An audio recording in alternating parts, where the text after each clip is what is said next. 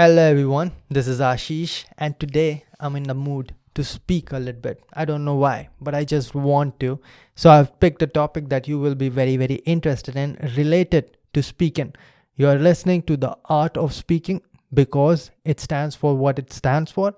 Now speaking is an art. There's absolutely no doubt about it. The way you fabricate sentences and you put words together so that it sounds good also, and at the same time people are able to understand what is going on in your head in the best manner possible. It is an art.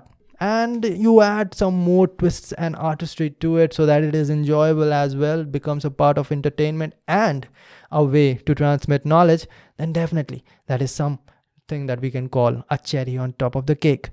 But today we are going to talk about something that has again been requested again and again by the followers of this channel. By the way, strong followers, because I know a lot of you guys are doing exactly what I've told you guys to do, speaking almost every day, at least for 20 minutes. And you guys are seeing this good improvement too. If you have not started yet, listen man, a lot of people watches my videos and they will listen and they'll forget, but people who apply, they will only benefit out of it.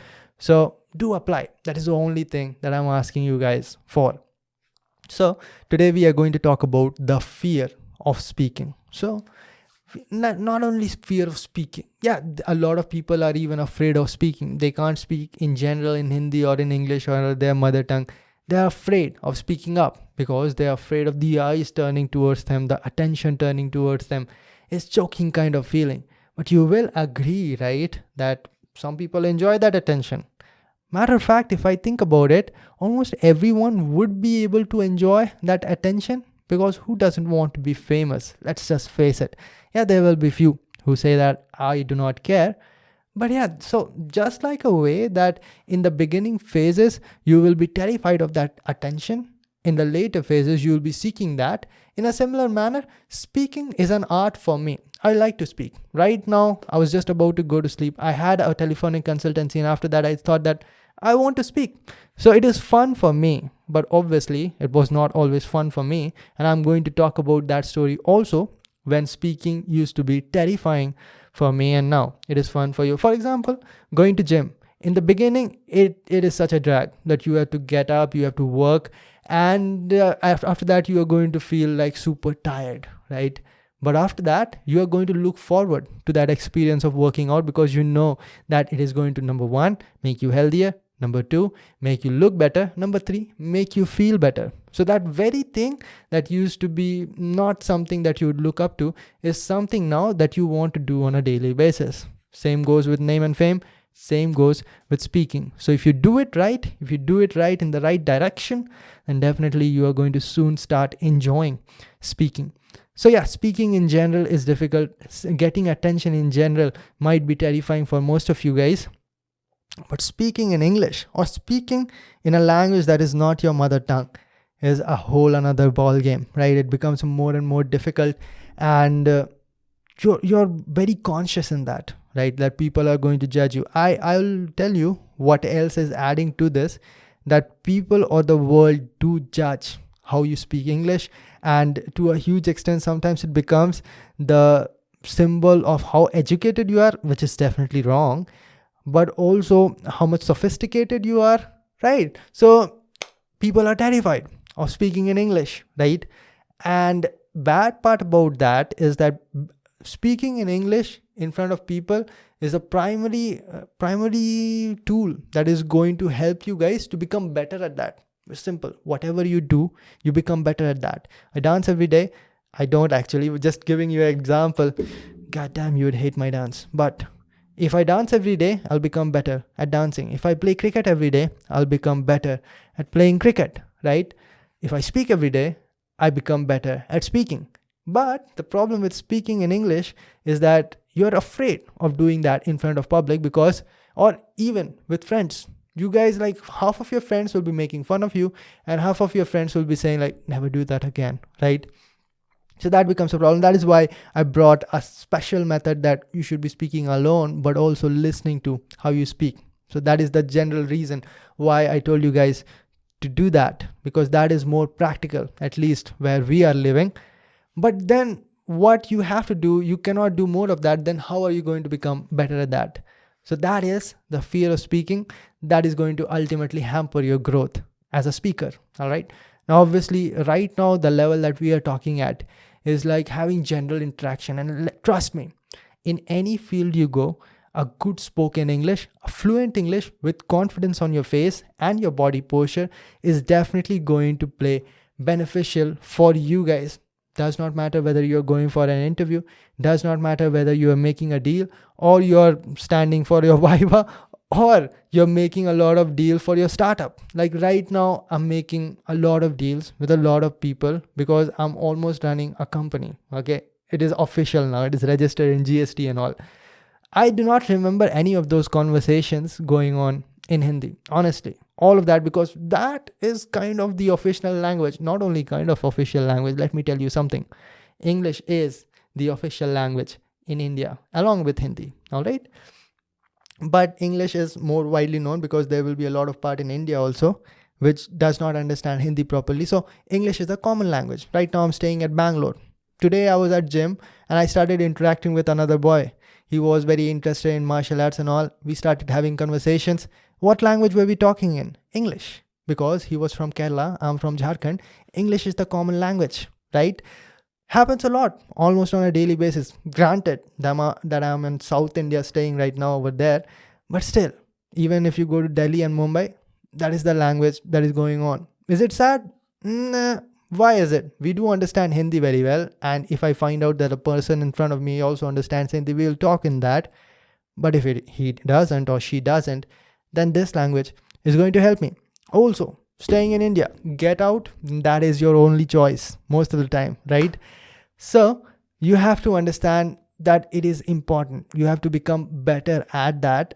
Even though it is not necessary, it is playing as an advantage. It is not necessary for me to wear the shirt, but still if I'm wearing this, it is going to be helpful. Or if I'm having terrible taste in shirts, if I'm wearing, let us say, yellow shirt with green stripes, which is going to look horrible, just imagine that.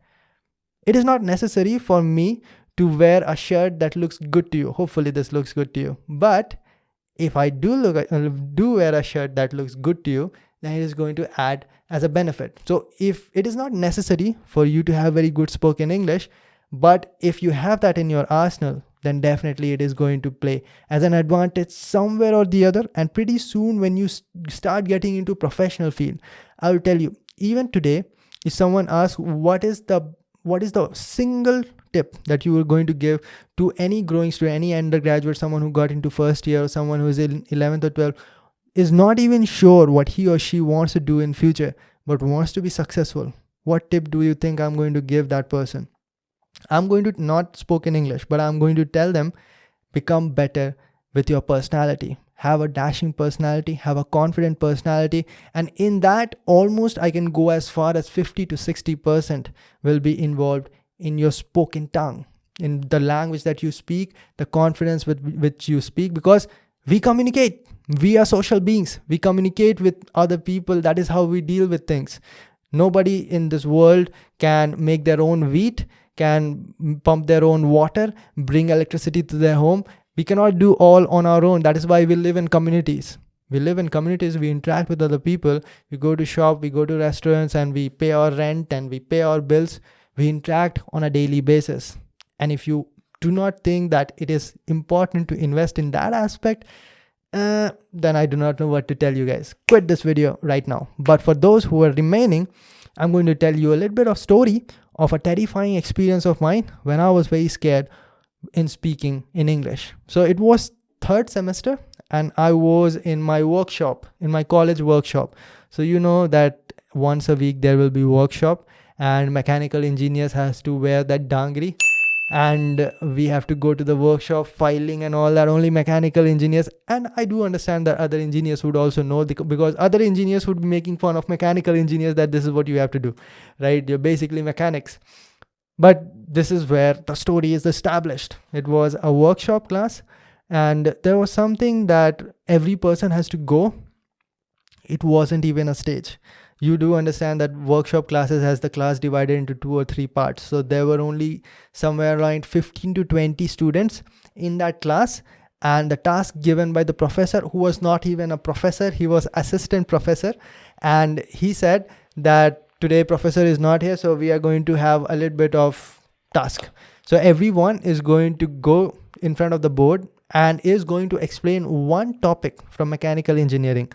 So I thought that right now I'm studying welding, and I was a very good student at that time. Okay, I completely messed up till my 12th standard, but after my BTech, first year, second year, third year, fourth year, continuously went very good. I came out with bronze medalist by the end of it. Okay, now, so where was I again?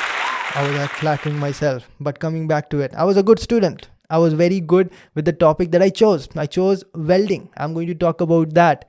So everything was in my head, and I even wrote it down on a piece of paper that these are the things that I'm going to talk about. And I was very, very confident, and every other student was also very aware that I'm kind of a topper over here. And I know that what I want to talk about, and I'll be able to explain it properly. Everything good in my head. I went over there in front of everyone, in front of the board. I was standing over there with full confidence. And for some reason, I started stuttering. And I could not understand what is happening. Started shaking. I wanted to say something else came out of my mind. Something else came out of my mouth. And the complete picture that I was having in that piece of paper, that these are the things that I'm going to talk about, I forgot about everything. I did not even know what I was talking about, went blank. And that's when I understood, okay, this is fear of speaking in front of crowd, or even speaking in English. So the same thing, if I had to speak in Hindi, it would have been very comfortable for me. I could have, like, the level of fear would be much lesser. Obviously, it is your mother tongue. It's basically how you have communicated for your entire life, right? So it would have been much better. But when you add the pressure of a different language, a language you know that everyone is going to judge you upon, right? Then it becomes extremely difficult. And I then also did not pay that much attention, but I knew that, okay, I have to do something about it.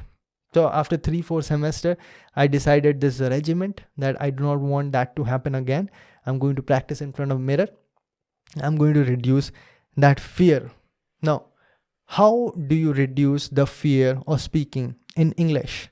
Is it the same old that you practice every day? You are going to say, Ashish, man, come on. I'm doing that every day. Okay, you do not need to tell me that anymore. I'm talking about the serious viewers of this video. Okay, it's not that. It's not that 100%. But it is a lot of things. If I bring it down, one word, then it is personality. Or a better word for that would be confidence. Now, I've already talked about it. I've even made a video specially on confidence. Okay. And that was that there are two different ways of gathering confidence. Number one, success.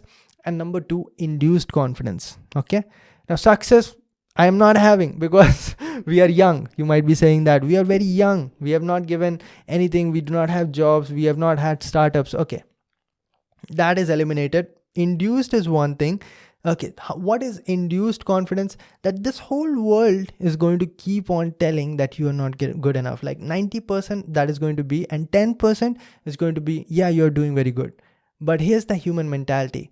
90% of that 10% we are going to completely neglect. And the rest 10% we are going to forget about that in like 1 or 2 months that anyone ever said that good to me. Even one person says something bad to you, it is going to stick to your head and it is going to haunt you for even years. That is the problem. That is the way we are wired in. That kills your confidence to a huge extent. Okay. But not only that, personality in general is a combination of a lot of things. What is the series introvert to extrovert? What am I talking about that over there? Everything comes into the picture. Your hard work comes into the picture. Your knowledge comes into the picture. And more importantly, your self-knowledge comes into the picture. What is self-knowledge? The amount that you know yourself. I've also talked about this before. Speaking is just a way of communicating what is going in your head.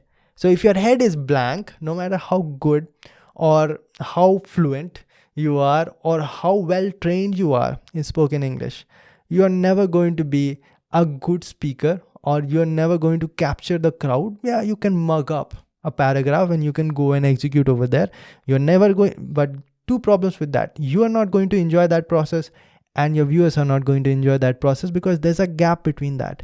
because it is not your head saying that. So your self knowledge, how much you know yourself and the topic, that is the knowledge, how much you know of that topic.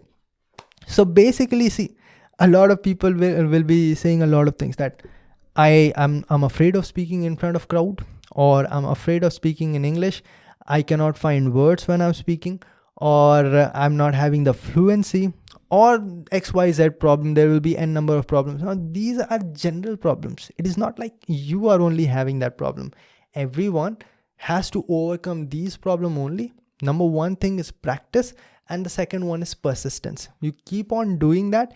And another thing, fear of speaking in English. I still remember, I still had that fear when I was in BARC training school also, when I got past it. But right now it was not fear of speaking in English. It was fear of speaking in English in front of crowd. All right. So there are levels. Okay. Some people will be just afraid of speaking in English at all. Right. And then in front of your friend, and then in front of unknown people, or in front of known people, and then comes in front of unknown people. So these fear you conquer over time once you keep on investing proper amount of time. And also, the point being, what I was trying to say for the last 2 minutes is that whenever the opportunity comes, that you are getting an opportunity to go to stage and speak in front of multiple people, you go over there. Right? It is going to be a very panicky feeling. I'll give you an example.